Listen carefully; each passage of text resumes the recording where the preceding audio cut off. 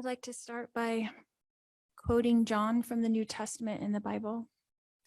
In John chapter 8, verse 7, Jesus says, "He that is without sin among you, let him first cast a stone at her." Then in verse 15, Jesus says, "Ye judge after the flesh, I judge no man. And yet if I judge, my judgment is true." Jesus knows me, and Jesus understands me. I mourn with all of you who mourn my children and Tammy.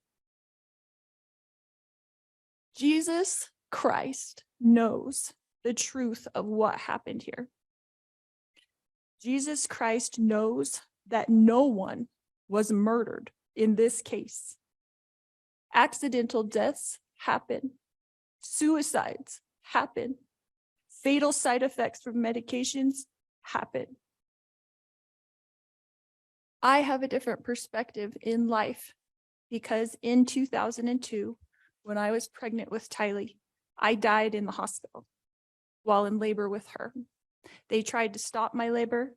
They put me on the table and they put something in my IV, and I felt my spirit falling to the floor. I was standing near my pregnant body, watching the doctors try to revive me, which took them a few minutes. In that time, my sister Stacy was standing to my left.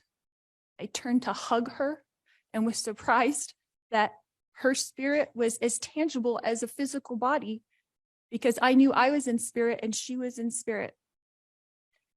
She said she needed to show me some things, and we went to heaven.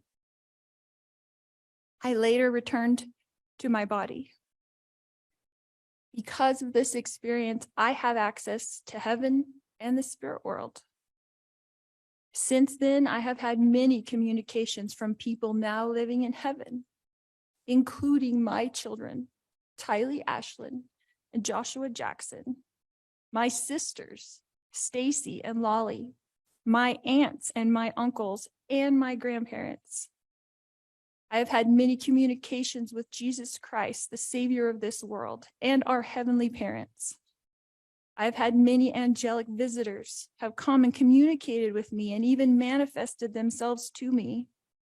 Because of these communications, I know for a fact that my children are happy and busy in the spirit world. Because of my communications with my friend Tammy Daybell, I know that she is also very happy and extremely busy. I have always mourned the loss of my loved ones, and I have lost many in this mortal world. However, I know them more than most people. I know where they are now and what they're doing. I know how wonderful heaven is, and I'm homesick for it every single day. I know we all lived in heaven before we were born on earth, and we were all adult spirits in the heavenly realm. We chose to come to earth as mortals. Heaven is more wonderful than you can possibly imagine. I do not fear death, but I look forward to it. I did not want to return to my body when I was out of it. Even though my son Colby, who I adored more than anything, was only 6 years old at the time, and I was about to give birth to this new baby girl that I wanted so badly. I was a young mother, and you would think I wouldn't want to leave my children, but as I stood in heaven, I did not want to go back. I thought they would be fine without me because I was peaceful and I was happy and I was home. But then I was told by Jesus that I needed to go back and complete things that I had covenanted or promised to do before I was born. This caused me a lot of distress because I knew heaven was my real home, and I only wanted to be there. I was free from pain, emotional and physical. But then I was shown how I would help my children and others in the future. So ultimately, I did agree to go back to my body.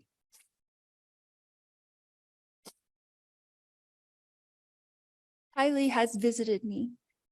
She is happy and very busy. Tylee is free now from all the pains of her life. Tylee suffered horrible physical pain her whole life. I sat with Tylee in the hospital year after year after year while she screamed in pain when the morphine wasn't even enough to take away the pain of her pancreatitis. I sat there while she cried and I held back her hair while she threw up. And I am the only person on this earth who knows how much Tylee suffered in her life. She had pain every single day. She never felt good. Her body did not work right. And I don't know if that was from complications from me dying while she was being born or something else, but she had a very difficult life. She was sexually abused by her own biological father since she was 3 years old, and she was forced by family court to go visit him for 10 years against her will. I fought for her in court. I protected her. I tried to protect her with my whole life. I tried to protect her. I worried about her every single day.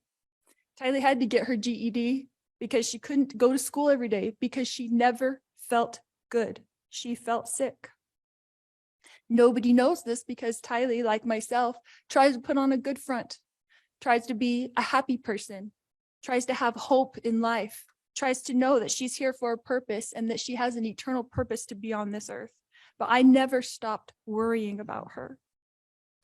One of the times that Tylee came to me as a spirit after she died, she commanded me and she said to me, "Stop worrying, Mom. We are fine."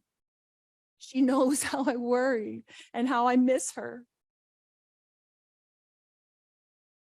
The first time JJ visited me after he passed away, he put his arm around me and he said to me, "You didn't do anything wrong, Mom.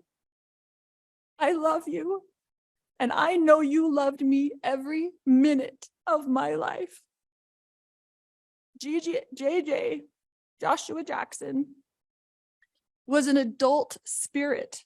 And he was very, very tall when he put his arm around me. He is busy. He is engaged. He has jobs that he does there. And he is happy where he is. His life was short, but JJ's life was meaningful. JJ was a wonderful person and touched the lives of everyone. And I adored him every minute of his life. My eternal friend, Vallow Daybell, has visited me on several occasions. She came to bring me peace and comfort, and I know that she is extremely busy helping her family, especially her children and grandchildren. And I have a great love for Tammy.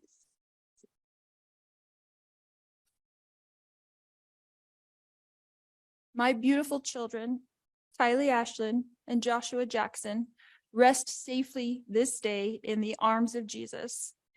My wonderful friend, Vallow Daybell, rests safely this day in the arms of Jesus. And I look forward to the day when we are all reunited and I too will rest with them in the arms of my Jesus. All right, Ms. Vallow, thank you for your comments to the court.